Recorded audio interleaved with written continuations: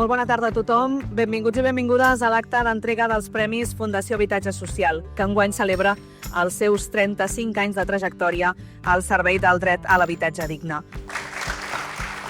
Tinc el difícil encàrrec d'explicar el perquè d'un premi. El valor afegit de les entitats socials es troba en un model d'intervenció que va molt més enllà de la provisió d'un sostre.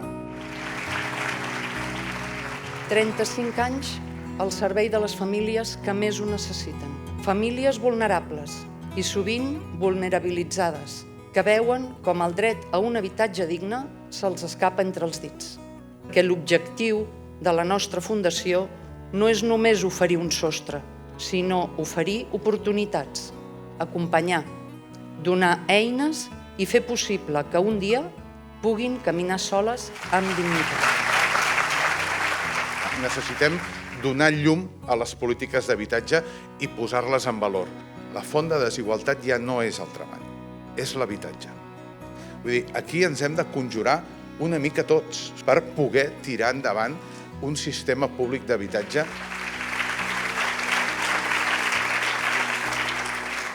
Per mi, casa és un dret, una base, un entorn per créixer, per desenvolupar-nos, per compartir, un espai que ha de ser segur per totes les persones que hi habiten i, en definitiva, un lloc des del que projectar-nos al món.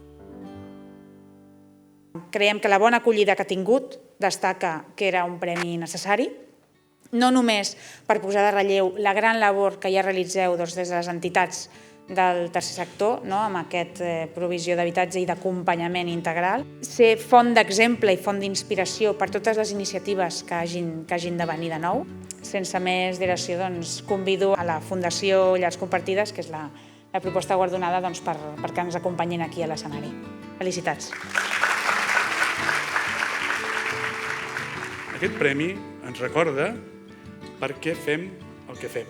És un reconeixement a la tasca de tot un equip que posa l'ànima en acompanyar persones grans soles perquè puguin viure en un entorn digne, que mai és tard per tornar a començar. Nosaltres avui li atorguem el Premi Fundació Habitatge Social per la seva coherència i el seu compromís i la seva visió. Celebrem la trajectòria de Carme Trilla, una referent indiscutible i una inspiració per tots els que creiem que l'habitatge és i ha de ser sempre un dret. Gràcies, Carme. M'ho ha posat difícil perquè parlar d'habitatge de forma breu és gairebé un oxímoron i que una política d'habitatge que vulgui ser eficient en els seus objectius socials no pot ser reduccionista. Ha d'entendre el mosaic complex que és l'habitatge, ha de jugar per aconseguir treure el màxim profit de l'equilibri entre tots els interessos i que sempre, per més durs que siguin els problemes immediats, s'ha d'alçar la vista i mirar més enllà.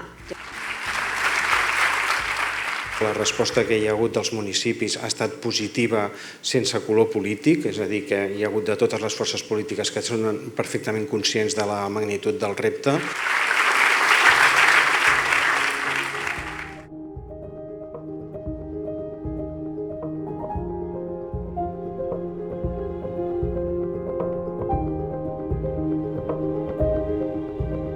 «35 anys després s'ha mostrat que la iniciativa que va prendre Càritas Diocesana de Barcelona, a la qual jo crec que se li ha de reconèixer la iniciativa, el valor i la valentia de tirar endavant aquest projecte, ha mostrat que tenia tot el servit. Això no ha estat possible sense la gent de la Fundació, tots els treballadors i voluntaris de la Fundació i els donants de la Fundació, que això, si no fa xarxa, no es fa.